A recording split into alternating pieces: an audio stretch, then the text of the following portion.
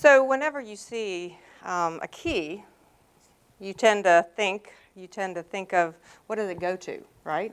And so there I was looking at some keys recently, and in the process of moving myself, I couldn't help but think of keys. You have to start making your keys different because you have one to the old house, one to the new house, one to a potential house, one to different places you're going. And so keys have been on my mind. And when I was graciously invited, I was actually invited to do this particular presentation back in May. So I had no idea of the changes that my life would have unfolding over the next 6 months. And even back then, I kept hearing about this theme of a key. And so here I am 6 months later, and when they asked me to come up with the final definition, I came up with this description about why the Russell work is a golden key to unlocking the power of the future. And it's especially fun for me to be here to do this tonight with most of you that are seasoned here at the museum and all of those that are on Zoom. And it's important because it gives me a chance to share something that is actually why I'm here. I'm going to take you on an ambitious journey here today and explain to you the work that I've been doing in my life and how it relates to what's happening here. And as we go through this, I believe you'll find it rather intriguing, especially those of you that are the seasoned students, about the parallels between some of the very things that I've been talking about out there in the world, in the corporate world, and what is the treasure chest that is here within this cosmogony. Now, what's intriguing about this is that you all, for those of you that have been in this nice, lovely, lovely bubble here at the museum, you might not have had the opportunity to see some of the changes that have been happening, especially over the past 10 to 12 years. I have been right there in the middle of it, and so I'm going to show you what is happening out there and how I've been working to break through this very distorted perception of the world. And I'm actually pretty excited because I was like, wow, when I walked in here, you're going to begin to see why the parallels were the way they were. Now, you're going to hear me refer to something called systems thinking, a discipline called systems thinking. And so I'm going to give you a very, very simple definition of it. It is about being able to see the trees, the details on the trees, the bark on the trees, the insects crawling on the bark on the trees, being able to zoom in and see very, very detailed, and also being able to zoom out and see the forest. And then being able to toggle between the two. This is really, really important, this ability to toggle between the details and the big picture. Because I want you to just simply ask yourself, which one are you better at? How many of you would think that you are better at zooming in to see the details of what's going on around you? Anyone? Who is really good at zooming out to see the big picture? And who thinks they've mastered doing both? Okay, so what we find is that we tend to gravitate towards one or the other. That is simply the natural state of what we do. So when you hear me refer to this discipline, systems thinking, I want you to think about it from a tree perspective. Zooming in to see the details and zooming out to see the big picture. So I actually haven't had a chance to talk with some of you here. Some of those on Zoom, I'm sure, have known some of my background. But I wanted to give you a snapshot because it has certainly been my privilege to train or coach over 50,000 leaders from 33 countries spanning 24 industries. That would mean I'm very seasoned. I've been at this for a really long time. And I wanted to give you a snapshot of the kinds of companies that I've worked with because I've been knee-deep in a whole variety of different industries. I did not understand why I was being exposed to so many industries until this past year. And it made it very, very clear to me about why I was here. I was asked to serve on the Microsoft external faculty for a major initiative that was driven by the CEO, Satya. So I spent over a year on their campus. I have worked with Amazon and helped them develop one of their leadership programs that are now developed globally. So my expertise has been in this arena of influencing adults for quite some time. Now, what it really means, though, all those numbers, what it really means is that I've had a lot of conversations. So whether I was speaking in Singapore on the top left, or a keynote in Dubai on the top right, or whether I was here with a global audience in the US, I have sat down and had a lot of conversations, like so many of you, with people. What's on their mind? How are they figuring how to put things together? How does this relate to leadership? Because I'm usually brought in for some kind of variation of leadership, communications, women's leadership, But most of the time, I'm brought in for a discipline called systems thinking. Not sure if any of you remember, back in the 90s, there was a book that really hit big in the business arena. That shows you a little bit of my dating. But the fifth discipline, this was by Dr. Peter Senge. He was a professor out of MIT, and he was doing quite a bit, having people think about how do they fit into the larger system. And so during the 90s, this was really quite a big deal. This is when I had my first job out of college. So I mentioned that I started at a Chamber of Commerce. Right there in that first experience, I had a chance to work very closely with him and his team. And in that community, we were actually building a community to teach them all about systems. And what we actually did so much in that particular arena that we were featured in the fifth discipline field book later on. You can actually find our story at page 502. Now, you will not find my name, and the reason why is even though I was the one who was the facilitator for lifelong learning, it was a man's world. And I was very clearly told that I had plenty of more years to someday have my name in print, and that the volunteer men would be the ones to have their name there. Reminds you of how things happen, right? But I want to tell you how profoundly important that time was to me. So it absolutely changed the way I saw the world.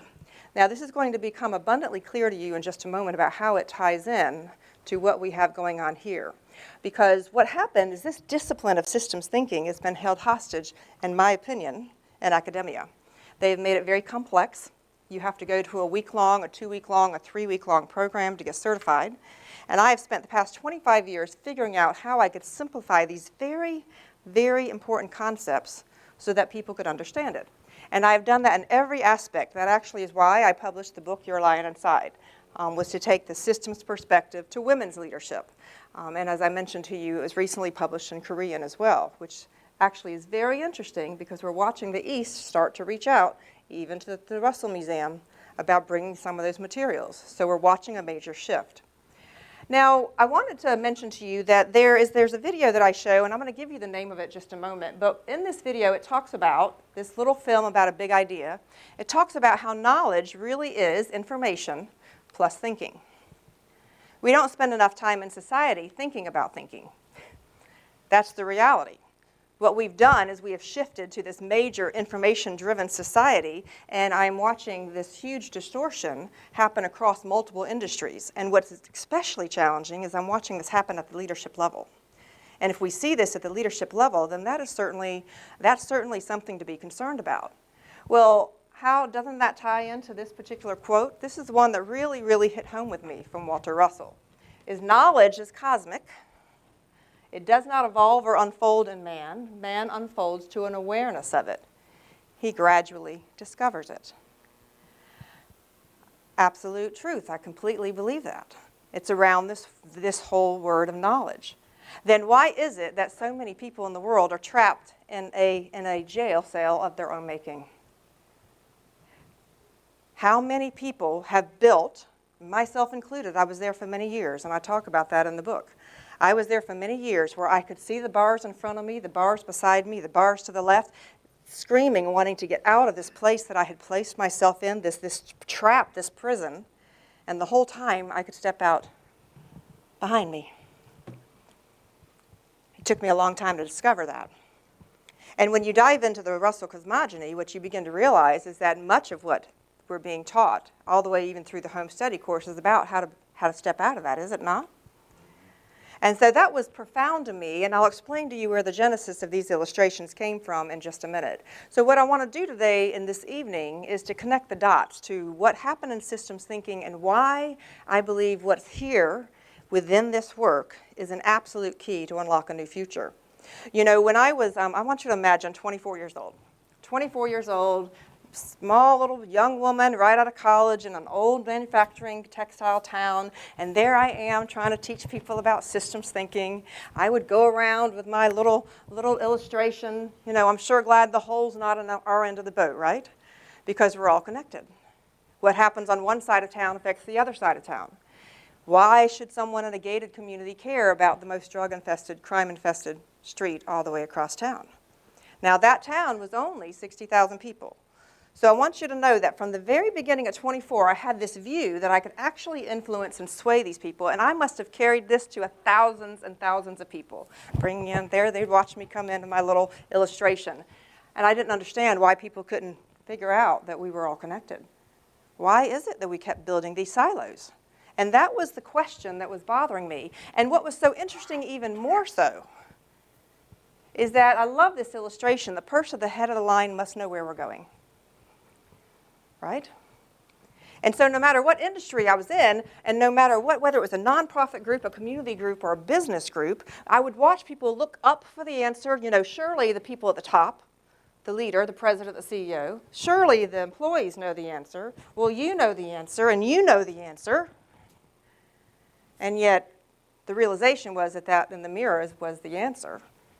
But everybody was looking for someone else. And that was startling to me in my 20s. Why were we all looking for someone else when, in fact, the answers were right there within? But we felt powerless. And I spent the rest of my life trying to figure out where that was coming from. So as I dive into this first concept, I want to show you an image, and I'd like you all to yell out to me what it is that you see. Are you ready? Okay, so let's take a look. What do you see? Okay. Anybody else? A parrot? A bird? A parrot? Lots of colors. It's what? Lots of colors. Bird. What if I told you that it was not a parrot? Could you change your perspective and see what it might be? Ah, surely one person notices. The face looked like a monkey or something. What is it? Looked like a monkey or a face. A face. We're getting a little warmer. You have a clue. What is it? Tilt your head. Stand up. Flower, not that. What is it? Flower. Nope. I see a bee at the top. All right. So here is the big reveal. What this is a person painted to look like a parrot. Oh my goodness. This is the winner of the International Body Painting Competition. Did you even know there was such a thing? 2012, the winner came from Italy. Now, what's intriguing about this is that had I not stopped us to slow us down to think about thinking and what it is that we saw, we'd all walk out of here saying, I'm not sure why Kim was showing us a picture of a parrot.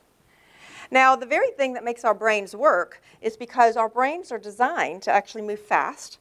That's how we are able to drive home from work, and we have no idea how we got home, but somehow we arrived. We've all been there, right? Well, the very thing that makes us do well and become efficient in life is the very thing that begins to work against us in life. And we walk through the world solving problems thinking it's a parrot when in fact it's a woman painted like a parrot. I can't tell you how many times I've seen this happen in organizations. And that's part of why they bring me in. And so I want to start with the very first concept. And this is important around this concept of lenses. So I want to start off with what mental models were. Mental models are the lens. You all have one. You're welcome to take these home with you. They are the lens through which we see the world. Lenses are going to become very important when you begin to connect this to the cosmogony. Lenses are this is the lens through which we see the world. Now, what's important for you, no, I don't have any 3D pictures for you tonight, but I will in the future, okay? So I'll make it fun. But I want you to understand that we have lenses for everything. We have lenses about how to be a citizen. We have lenses about how to be a parent. We have lenses about what it should be in academia. There are many of us that we are actually wearing 10, 12 lenses, and our view of the world depends on which lens we're wearing at the time. Okay, so when I'm talking to people, we always start here with this whole concept of mental models. Now, let's talk about for a minute, as we get ready to go into this, I have an ambitious time for us, is let's talk about the mental model, the belief system about the shape of the world. Way back in the 1800s, what did everybody believe about the shape of the world? It was flat. Okay, we're not going into the flat earthers tonight, okay? Then supposedly, Christopher Columbus comes along, and what did everyone believe about the shape of the world? That it was round. And so the big question is, did the world change shape? No. What changed is our lens. Our lens. What we believed about the shape of the world. Now, I want to take you back to pre-COVID. How many people in healthcare will tell you that before COVID, they tried telemedicine. They wanted to do telemedicine, and the fundamental belief is that we cannot serve our clients and our patients through telemedicine. It was an uphill battle for the entire decade before COVID hit. And almost overnight, bam, all of a sudden, as a collective society, we changed our mind. The new lens, telemedicine is now acceptable. Let's go back to the concept when we think about this. Now, I want you to think about when you were a child. What did your parents tell you not to do with strangers? Don't take candy from a stranger. Don't get in a car with a stranger.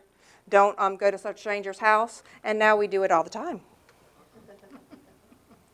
Now we do it all the time. We have a huge collective change. And so note that I could give you story after story. I actually was there on the front lines when I'm with Kodak. We watched an entire industry change. So I want to be really clear about that's how powerful mental models are. They can absolutely blind entire industries. So there I was working with Kodak at their Rochester headquarters, and I was watching a company that was very, very narrow in their thinking, and they always believed that pictures would be forever and it would always be film. And what was so odd is I lived in South Carolina when Fuji Photofilm, one of their main competitors, moves into to North America, and I watched Fuji Photofilm build miles and miles of manufacturing space, also believing that there would always be film. And what happened to photography? Digital. Anyone know who invented digital? An engineer at Kodak in the 1970s. Now, the reason this is important is because he actually presented the idea. And they were so busy building manufacturing facilities for all those one-time point-and-shoot cameras. Anybody remember that? Remember we used to drop them off, get them developed? That they could not see the nature of what was changing. All right. That's the concept of mental models. So I want to take you through right quick what I do when I'm with leaders. So the thing I learned about adults, especially people who are pretty seasoned, pretty smart, I work with very, very intelligent, talented people. And you have to do things differently to be able to get to have a shift. And usually what I do is I'll have a big room like this, and I will have them on the floor doing this next exercise. So I want you to imagine neurosurgeons, heart surgeons, some of the most talented people in a number of these industries all get onto the floor together. So I've got these flip charts, and they actually begin to map out their system, whatever it is. They map out their system. And so I want to just walk you through this process because I didn't think John was ready to step on the floor tonight, and I'm going to spare you all as I'm making a short summary about this. But I would have them map out the tangible parts of their system, the things that they can touch and see. And they fast and furiously write them all over the flip chart. Then I have them write the intangible parts of the system, the things that they know exist, the things they cannot see. For you, the familiar Russell students, you know where I'm going with this, okay? The things they cannot see, and all of a sudden they can very clearly write them down. Morale, trust, challenges, stress. They can write down the intangibles. Very important to take them through these two perspectives. And then I take them through, well, go ahead and connect what affects what. Every single time. I've done this thousands of times. It always looks like this. Now, this is a really important exercise because so when they're at that floor, when they're making that map, I have them all put their nose on the floor and see what they can see. And of course, they can only see their little part. And then I have them stand up, zoom out to see the bigger picture, and then look around to see everybody else. And it's always like this. And then I ask them the most important question: who's in control of the system? Everyone, the leader, us. And then the most important answer is no one. No one. I have to tell you, they don't like that answer. They don't like that answer. So please understand that I'm talking to these leaders. They don't like this answer because here's what they tell me. What do you mean no one's in charge, Kim? We have an organizational chart. We bring order to that mess you see on the floor. And I say, well, you can think all you want, but that is an illusion. The reality is that your system looks like this. How does that feel? Wow, that's a tough moment for them. How does it feel to know that this is what we're leading? And that is the first moment that they begin to see that there's something different. Because mapping out the process slowed them down enough to realize that it's what we cannot see that matters most. Are you beginning to see the parallels? It's what we cannot see that matters most. And so all of a sudden, there's this moment they're thinking, all of our measurement systems in our companies are all based on what we can see. All of the things that we teach are based on what we can see. The whole reason why our systems operate the way they do is because they do not understand the fundamental process and belief system that it is what we cannot see that matters most. Anyone go in the next room? See where I'm going? And what happens is when I begin to explain this to them, I said, I need you to understand, after we go through the exercise and they come back, I said, each time we build a system, we start a new division, we start a new museum, we start a new company, we start a new family. What happens is that all of those pieces start to come together, and all of those arrows that we cannot see, it roars to life. It becomes a living, breathing entity. It has a consciousness of its own. It does not want to die. That is why we see so many things get started and never go away. Think back to your work careers. Have you ever seen us implement a policy and then a few years later take it away? No. We keep building and building and building and building because we don't understand the nature of systems. And so what I actually have them do is I have them name their system. I call mine George. George. Because what I want you to know is that these systems that we want to influence as an organization, they're every bit as real as you and I that are sitting right here and standing here tonight. Simply because we can't see them does not mean they don't exist. I started to have my illustrationists bring these concepts, these very nebulous concepts to life because they couldn't get it. It was not until I began to personify what these things were about that they actually began to get it. And so what happens with our systems is that much like parenting, when we have a child and they're a toddler, or if you're an aunt or uncle or you see other children around, we know that we would parent a young child a certain way. We have a certain lens about how do we parent a young child. Well, we get immediate feedback as they grow up, and we don't parent a teenager the same way that we parent a toddler because we have immediate feedback. And yet what happens in our organizations is that we get trapped. We end up, the system grows up, but our mindsets do not. And that's when the trouble happens. And so I want to give you a lay of the land of all the systems, because the one blessing that COVID brought to us was that we have seen systems in a way that we've never seen before. Think of all the times we counted on the gas being there. We counted on the shelves being full. We counted on us being able to have access to health care. Think of all the systems that we have taken for granted. I've been watching systems for my entire life. I can actually see the systems, and the reason is because I would go to these different companies within these different industries, and I would see the systems, and they all have personalities. They have personalities. So whether I'm working with a big pharma, whether I'm working with tech, that one should be looming on monster size, I kid you not.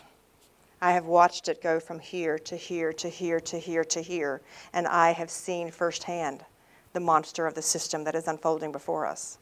Whether it's a religious system, whether it's our education system or our academic system, whether it's our media system, you take a look and now all of a sudden you have all of these systems, and then you keep adding in. You add in your law enforcement system, your healthcare system, your government system, your military system. This is what we're swimming in as a society. And we wonder why people feel so trapped. Please understand that what the importance of what is about to unfold in society is this.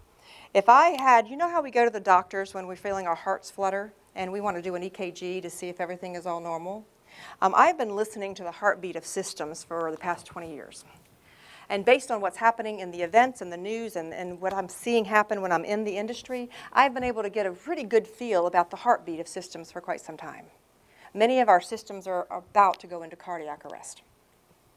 And they've been toggling on that for quite some time. And so we as a society are about to see this fundamental shift of what's going to happen when these systems go into cardiac arrest. And we have a society that has felt like this. You see where the disconnect begins to come? And what happens with people, especially in leadership positions, they don't like the system not being in control of the system, and so they continue to put anchor and anchor and anchor on the system, and they keep weighing it down. Bureaucracy, anyone? It is all our attempt to control the system because we don't understand the very natural elements of how creation works that's in the next room. If they understood this, and once we go through systems, as I'm about to show you, once we go through that, they begin to understand, and all of a sudden they lessen the control. That's a beautiful thing, but it takes time because we've been taught we're in charge, have we not? Is this making sense? Now, what happens when I'm working with the leaders is to make sure that we talk to them about the fact that these are two very important words. If you're really going to become a systems thinker and understand this, I'll tie this into the Russell work in just a moment. We have to be very careful about where you invest your emotional bandwidth, because we'll all be exhausted. I see so many people that are wasting their emotional bandwidth. They are either searching for the hero to come riding in on the white horse, standing on the bedrock of knowledge, with their shield of strategy and sword of execution. I am here to save the day. The reality is there are no heroes. Or they're looking for who to blame. Who did this? And then we replace them, and we continue the cycle. And do understand that hero is an equal opportunity issue, both for men and women. And then either we're looking for the blame. And so the 4 words that I share most often is detached from the drama. Every system has an innate amount of drama. Think about it. Think about ourselves. We have days that, if we think about our body as a system, we have days that are good and days that are not. We know not to overreact every time we have a stomach ache, because we know maybe we just simply had too much spice in our foods, but we begin to be able to regulate our systems. Well, what happens here, okay, I want to just share with you 4 levels of thinking, and I'm going to go through this quickly, because I want to show you how this relates to the Russell work. It became glaringly clear to me at homecoming. Okay? When people understand that they can't control the system, they said, well, what do we do then? Well, we can influence it, but it depends on what our perspective is. And that's what I'm so excited about what's here in this work. What we have is 4 different levels of thinking. We have the events level of thinking. This is the events that happen to us every day. It feels like random dots on a graph. Okay? It seems to be no order, feels very random, feels very much like firefighting. Have you ever had a plan for your day only to have it blown to bits? Okay, all the time. And so events, I actually put teeth on the events because I want you to know the events can eat us alive. Look how large it is. We then have the patterns level of thinking, and that's when we connect the dots. We actually sometimes get pretty good at that. We may not overreact if things aren't happening on a Friday, because we know that most of the time that the people come in on a Monday. We may not overreact if we haven't reached the sales that we were expecting, because we know it comes at a certain time of year. We get better at the patterns. But what most people don't understand is that there's 2 additional levels of thinking available to us. There's something called structures, which I'm only going to briefly refer to tonight. That's anything tangible or intangible that can influence your behavior. And then there's the mental models. Now, this was Peter Singe's model, but I adapted it, and I want to show you. What you do is you analyze up, and then you make change down. The highest leverage for change for this is up there at the mental model level. If we can change the lens through which someone is seeing the world, that is where the leverage is. This is the power. I can dance all day long up and down one of those, but this is where the power. Now, here's where I adapted it. What I began to notice working with organizations is that there was a very distinct dotted line between these 2 categories. The vast majority live at events and patterns, and I started to call that the zone of drama. Because you'll know people who live there. They're at the zone of drama. That's all they do. They don't know how to get out of drama. They always feel powerless. They feel like they can't ever make movement in their life. And when I started to see people shift their perspective to structures and the belief systems, the mental models, the lens, I started to call that the zone of creation. Okay, the zone of creation. Now, what happens down here on events and patterns is that people get stuck on what's called the problem-solving treadmill. And they stay. They have an event, and they said, oh, it happens every Friday. Let's make a change so that I know how to deal with it every Friday. And so they get good. They get up to the patterns level only until the next event sucks them down. And then there you go. You begin to spiral. Now, this sounds like a simple model. I want to show you what I have found is that this particular model is the closest thing that I have ever found to a crystal ball. I've had profound success in helping leaders begin to see this. That if you begin to understand what level you are thinking about in life, that you can actually change your life. And so here we are. We look to, Albert Einstein said we can't solve problems at the same level that we used when we created them. I want to just mention to you structures, because I don't want to spend a whole lot of time, because it's the big model that I want you to look at. Structures, again, are tangible and intangible. The reason I can predict how you all are going to enter this room based on how this room is set up. When we do the Russell experience here at the museum, you see me go through very careful iterations of how things are set up, why they're set up, because I understand this issue about structures drive behavior. You understand this, Adrian, on an event planning level, because you know that based on how the tables are set up and how the whole event is structured, it's going to determine whether or not it's a good event. So we understand this on one level, and so I end up teaching them events. And the reason this is so important is because we walk past structures all the time and we don't even know it. We walk past structures all the time and we don't even know it. So let me give you 2 examples right quick, just because you're now experts, okay? You're now experts. I want you to just notice how quickly our ways of thinking can change. What I want you to know is that all 4 levels are important, but we make different decisions based on where we are. If I have a headache, that's a problem, that's an event. I want to take an aspirin. Okay, that's a good thing. But if I have a headache and I'm at the patterns level of thinking, I may ask myself, do I get a headache every time John calls me? Okay, nothing but love. You begin to think a little differently. Now, if I'm at the structures level of thinking, I will still take an aspirin. I will still ask myself the question, is there a connection? But I might say, wow, do I need new glasses? Or do I need to eat more during the day? Am I always getting a headache at 3 o'clock? You begin to think at a different level. And if I'm at the mental models, the belief system level of this, I will still go through all of this, but I might have to sit down and have an honest conversation with myself, is what is the belief system I have that continues to make sure that I do not care for myself? That's where the change is. That's where the leverage is. All right.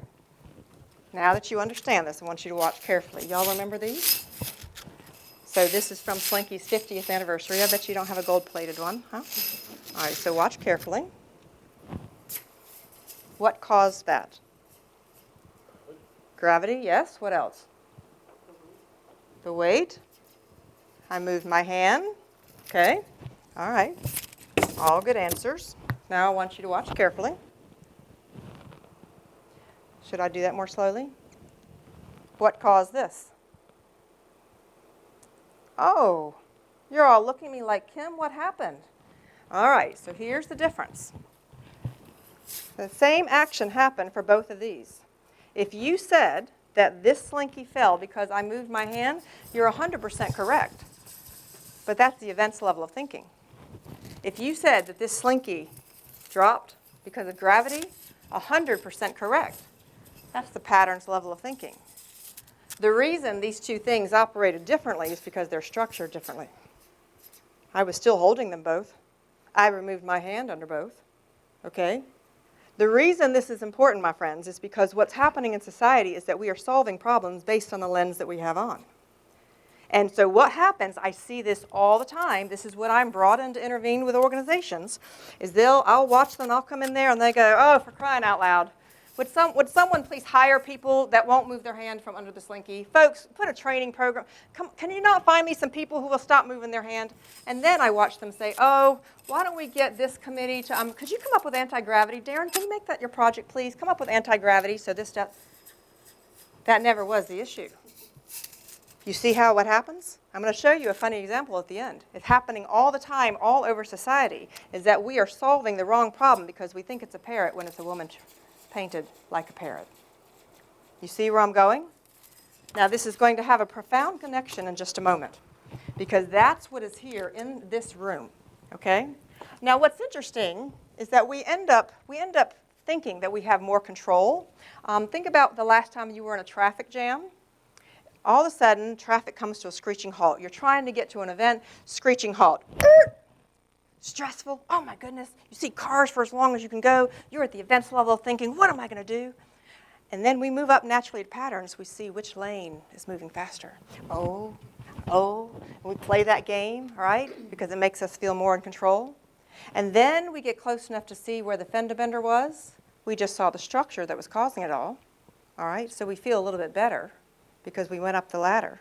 Okay? We went up the ladder. And then maybe it has to do with the whole belief system. If I'm not in a hurry to get anywhere, I'll get there when I get there. An entirely different way to live. Now, what's interesting about structures and mental models is those 2 became incredibly intertwined during COVID. We actually all had a lesson about what happens about structures driving behavior. So something as simple as a mask was a profound structure that is driving behavior, and still today, the conversation that I have in healthcare is what is doing the unintended consequences, because there's a host of unintended consequences. There are 43 muscles in our face that we use to determine whether or not we can trust someone. Most of those muscles are covered with a mask. What's happening now in healthcare, the ones who solved the problem but kept the solution too long, is that they're having problems with patients pushing back, not trusting them, and not wanting to take their advice on a number of items. What we do in society is we end up solving a problem and not understanding the unintended consequences, and then we end up having a host of other things that happen, and the dominoes keep falling and falling and falling. So here's what, I want you to take a look at this picture, and I want you to take, this is a true picture. I did not make this up. I can't make these things up. I want you to look at this for a minute, and then we're going to walk through this thing. All right. This was in an actual organization. So let's look at this in light of this. So what was the event that precipitated what is on the wall? Somebody dropped their laptop, okay? A broken laptop is what started this process. What's the pattern? Oh, someone in finance went, oh, I have got it. These laptops are being broken in the bathroom. All right, great. Love it. They understood the pattern. And then someone, I want to give them credit because they did go up another level. They end up putting a structure in place, and can you imagine they had a committee, and they said, let's put up a laptop holder. They measured the average width and height of laptops. They found someone to make the laptop holders, and oh, but what if someone doesn't know what it's for? We shall put up a sign. What is the glaringly obvious issue here? Anyone? Nobody should be working in the bathroom with a laptop. Why are we having laptops in the bathroom? You see what I'm beginning to go is we end up solving life. We end up living life based on where we are. So I want you to think about this in relation to everything that you teach here at the university. This is profound because what I wish is I wish we all had a little lens like this, the HoloLens that's coming. I've had a chance to be able to test that out. I wish we had a chance to walk through the world with a HoloLens that would say structure, structure, mental model, there's a pattern, look, look, look. But we don't have that yet. And so what I discovered, and I started to add, 5 years ago, I was led to add the DNA strand up this model. Because I began to learn that the entire organization was based on the DNA of how they thought. And in many of these organizations, these thoughts were put into place a very long time ago. And so the DNA of some of the very systems that we depend on are in fact distorted from the very beginning because it's been built on some of the belief systems that we all know based on the Russell studies aren't true. So now what? So now what? And so I want you to take a look at these. On the left side, please understand that after having worked with so many people, the vast majority of humanity lives on that left side. They have absolutely no concept that there is even other ways to live. They are living and subsisting and surviving in this zone of drama. When I work with leaders, the power is, I can't tell you, I could give you story after story of the profound change that I've seen when I'm able to shift leaders over here on the right. That zone of creation is hugely, hugely powerful. Now, do note that this is how system thinkers see the world. And do note that this is how deceivers see the world. I want to pause for a moment on this. So there will come a time when there is cardiac arrest of these systems and people are wondering why and how. Part of why you've seen me do things like the timeline that I have laid out on the back and why I've done so much research about why our systems operate the way they do is because I have been working to unravel the when and the how. And I've now got it down pat where I'll be able to explain that someday when it is needed to help bring people to the greatest understanding and the greatest good for the hope of what we can create moving forward. That part is exciting. But it is going to be vitally important that we understand that there was a group of people that understands this zone of creation. Very, very important. And so I will not go into a whole lot of detail about that this evening. But when you understand what's really happening, and you understand what I put on that timeline, I have been able to map out the closed feedback loops that were created before some of us in this room were even born, that are creating the very society that we live in today. That's why the systems are going to come to a point where they change. It is coming. It is absolutely coming. Zone of creation. Does that sound familiar? The whole nature. So hang tight. I'm going somewhere with this. What's happening with society is that right now we believe with the dominoes that cause and effect is far removed in space and time. So we push a domino and it takes a while for the last domino to fall. Now when people call us in, because they're very event focused, they focus only on a single domino and they say, Kim, can you please help fix the person who's at the red domino, at the red arrow? If you will just fix that, that's all I want you to do. Well, I know for a fact that that's not where the power lies. It's all the way back with some other. It's all the way back with a belief system. It is all the way back with the lenses through which they have. I can't tell you the dramatics that I've had to go through when I am working with people to break them through whatever it is in their consciousness, and I lay out all of the lenses they have. Which one are you going to make a decision about your life on? What happens with adults, and the reason things like the Russell experience and some of the things that you want to do here at the museum is so critical, is that people now are not the same audiences. We don't have the same system that we had when Walter and Lao did this back in the 1940s and 50s. This is profound to understand. We have a very different society now, and that's going to require a different way to reach them. Build on the foundation that we have, but they're going to need to be very led and experience things in a different way. Does this resonate? And so when we think about the systems that we want to influence here, that's what I was so excited about. When I walked in here last August, having been teaching all of these things, and I saw the science room, it all of a sudden I said, wow, this is where I've been asking myself, how can we change these systems? Because we had to change the thinking of the leadership in order to change the systems. How are we going to change the thinking of the leadership that is steeped in all the things, even in the science world, the technology world, all of those belief systems? How are we going to do that? This is the question that's been keeping me up at night for the past decade. And when I walked in here, I saw an answer. I saw an answer, a very powerful answer. I have wondered my entire life, my entire adult life, why this discipline of systems thinking was buried so. Why was it so complex? It was quite startling to me when I ran across a book by John Coleman, and I learned about the Committee of 300. And there on the list was the father of systems thinking, J. Forrester from MIT. You wouldn't understand that unless you had been on this side of where I was, that all of a sudden it made very clear sense to me. It was always designed for us not to understand the interconnections. Why was this information held back from society? Is because it explains the interconnection. It explains how all of this relates together. This was a very, very deliberate attempt for us to make sure that we did not understand that. And so now times are changing. And so when I walked in here and I immediately went and studied the course, and I immediately could see the parallels between what I had been saying all these years and what was here, and then I saw the depth of what you all have been supporting and guarding and treasuring for all this time. That's when I came back to John and the team, and bless them. That's like bless their hearts. Bless them. They were listening there in this room when I was pitching this idea of the Russell experience, because I knew that a key pipeline would be to get these other people that are stuck in these very distorted systems, how do we get them to think differently? And so what I actually mapped out for John was this idea of let's build this experience based on the foundation of the very beautiful work that you have here, bring in people from all these different industries, all these different schools of thought, and then they will go back out and influence the system. And this was long before I'd gotten to this image in the Universal One.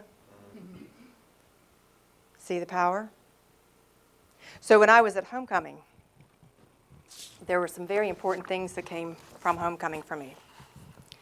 I want to go back to something that Joey said. Joey was sharing his story, and he said that part of what was important for him is that the Russell work, it was like taking seemingly unrelated ideas and pulling them together. And he even referred to this phrase, framework. So deep down, he knew they fit together, but he didn't have the framework to put them together. And what was so neat about his story is that he took what the Russell work did, combined it with what he knew deep down intuitively, and look what he's done with it. Quite powerful. And I loved what he said is you can't get the science until you get the philosophy. That ties into this concept of balance. I'm going there in just a moment. Robert said, our ability to perceive patterns instead of chaos is the highest level of intelligence. What was startling to me in 2015 is that if I were, someday I'm going to find a way to be able to do this in a way that I can put this on the board. I was with one of the highest level of leaders that I have ever worked with. I was in the Bronx, right outside of New York City. We were going through a day-long program of systems thinking to teach them about this company that they were growing. They were up to almost 300,000 employees. They could not connect the dots to the patterns. You see, all this time, I've been able to take different society issues, and I've been able to give them nuggets, and they were able to put the dots together and at least see the patterns. In 2015, we reached a tipping point where the events were so large, I need a sign this large. The events have become so large, the leaders could not see the patterns. I sat there and I was like, wow. This was a startling moment for me, because for 25 years I have watched how adults in society have been able to connect the dots. I've seen that. And then now we are at the other end where this ability to connect the patterns is no longer there for the vast majority. And what do we have to blame for that? This is one. Event. This. PowerPoint. A 2D version of how to see the world. It's not the way our brains work. Absolutely not the way our brains work. So please understand that all of these things now are coming to this level. That do you feel the changes that are beginning to inch in society? Do you feel the intensity and the energy? There is a shift coming. And what I have been watching, and this is what hit me at homecoming, and I want to say a thank you to Darren, because something he said in his presentation helped, building onto Joey, and then Robert, and then Darren. Because all of a sudden I realized, bam, this is where we are. Let me show you how my thought process is here. And this will be the first time that I have verbalized this out loud. And John, I'm so tired because this is a big subject for you to try to get when you're about to fall asleep. You can watch the video later. Everything, I listen to, when I travel to and from Virginia, what I do is I listen to the video, to an audio. Darren doesn't know this, but every time I drive here, Darren graciously took me through that whole science room, and I listen to it many times. And each time I like to take a level deeper. And during homecoming, I was sitting there, and all of a sudden I went, this is how it relates. Let me show you. The vast majority of the world is living over here. They don't understand that there's something above patterns and events. I've always known that there was a point where it came together. Okay, I've always known that. And then here I always was over here trying to move people to this zone of creation. Had tremendous success in doing that. That was the genesis of the book. I've always known that there was this point where these two come together. And that was where the power was, is that if I could get people to cross over to that, all of a sudden you could begin to do things very, very differently. And then I realized this. So if we follow the teachings that are within this, and I'm still learning at a very, very deep level, please know that I know many of you are far more advanced, and I welcome your insights to what my beginning thoughts are here. But what came flooding into me at homecoming was this. If I were to look at this, what if 4, 3, 2, 1, here we are, 1, 2, 3, 4. You see where I'm going? So where are we today? I believe that we're here. I believe that we're living we are living the actual philosophies of which many of you have studied for decades. And I believe that the intensity we're feeling is because we are getting ready to go to that. And I want you to notice the inversion. We have been living in an inverted society on many levels. Okay? Many levels. It has been designed for us to be sucked down so far into the events that we really can't see anything else and not be able to take power and be able to change the way the direction of society was going. I believe that we are inching to that point of where then it's going to change. Notice the difference between here and here. Do you see how big the events are on the left? Do you see how little the events are on the right? Because what happens over here when there is an inversion, this is what I've been teaching for years. What happens over here is that when I have people focused and living their life there with the mental models and the structures, understanding that they're the drivers of their life, that they're the ones who are sovereign over their life, that they're the ones who can actually create and they're the ones who can influence society, then it makes all the difference in the world. And so I offer this as something to think about. I'm curious. I'm curious. Because here's what I know, is when you go back to the end of World War II, all right, went back to World War II. Think about what happened in the Marshall Plan. So June 1947, Secretary of State at the time, George Marshall, announced the need at a Harvard graduation event, the need for this program, for the Marshall Program, to rebuild Europe. And so that's what happened. There was a Marshall Plan. But what happens to us in society, let's just say that we have, okay, I'm not saying we'll have war, but we have things that happen that all of a sudden these systems that I talked about have had cardiac arrest. And our systems are in shambles. How are we going to rebuild that in society? We can't build it with the same thinking that we had before. We can't build it using the things that we have been taught up until this point. You see where I'm going with this? That's what I'm so excited about what is here. Is because there is going to be a time, so from what I have been able to gather, and intuitively when I think about this whole concept of a golden key, there's going to be a time when the systems fall and society is in a bit of a stunned, shocked, much like you would be after anything that happened like that. And we're going to be walking around figuring out how do we do this? What do we do? And we're going to rebuild. And that's when people are going to be looking for something different. They're going to fundamentally need a different lens to see the world. And that's what I believe all of you have here, that you're working so diligently to bring to the world. That's why I'm here. I see that this place really is a golden key to absolutely rebuild society in a very different way. A very different way. There are a couple of things, and then I'll open it up for questions. There are a couple of things people ask me all the time, Kim, what would you, if you had to change one mental model, one belief system in society, what would it be? The one, if I had to choose one, there's actually two, but I'll choose one. It would be the understanding that we move from an either-or mentality to a both-and. And this is all about balance. And let me show you what I've been doing all these years. So what happens to organizations in our society is that a well-run system has a balance between flexibility and stability, just like our bodies.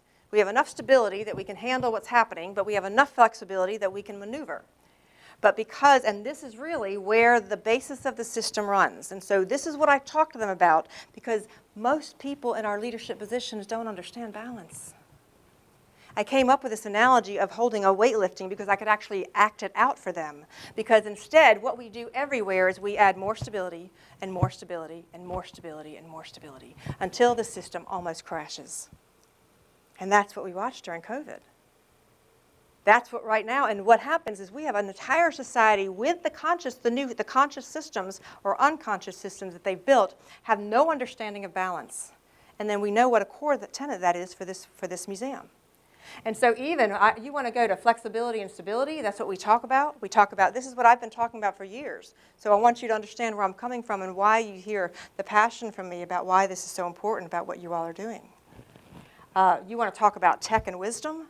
Let me talk about a society that is woefully out of balance. We now have tech that has far surpassed our wisdom and our ability to be able to use it. And it is dangerous. We are woefully out of balance in every single avenue. Huge. Tech isn't bad. Tech without wisdom is a weapon. So I have been doing these kinds of things, whether they come in and they ask me for balancing of compliance and growth, and we talk about growth and we talk about compliance, whatever the case may be. What I do is I go in and I actually dive into this whole concept around knowledge, that it's more than information, it has to do with your thinking. And I believe that you have a lever for change here, that you have a lever to be able to actually change the thinking. And so I actually, I had golden keys for all of you, but unfortunately they're a casualty of the move, so there's only 3. Okay, so I'm very sorry, but at least it'll start. My plan was to give you all a nice, lovely golden key, and I can't find which box they're in. So I believe that we have a key here. To all those that are on Zoom, vitally, vitally important. Please understand that I could go much deeper into what it is that I've talked about here today. I have been doing this work in a very big way for many years. I do the timelines for society that I've done on the back. I do the timelines for Russell, as we'll do during the Russell experience, because I want people to understand what the beautiful golden key is that I believe is here. But we can have a key, but it's up to each of us to actually put it in the door and turn it. It's up to us to figure out how do we unlock ourselves and unlock our future. And so that, my friends, is why I'm here. I put some of my items in the back just so you could be familiar with it, and then I'll open it up for questions, because I want you all to understand that these are some of the things that I've been talking about for a lifetime. And perhaps I'm hoping, do you see where there's some connection now about how these began to relate together? And so I will gift anybody, any of the ladies here, if any of you want the book, you're welcome to. I brought it here as a gift for you. I also laid my brand book back there only because I want you to see that I've been tap dancing on some of these concepts around nature for some time, because I understand that there's always a concern when you have new people come in. I've worked for a year to try to show you how important I think the role that you all are doing is. I have a deep reverence for what you've all done over the past few years, and I am simply here to serve, because I'm out there with all of these leaders, and I know it's coming. I know it's coming. I want to thank you all for your time and energy. I want to thank all our Zoom folks, and we'll continue the conversation. Thank you.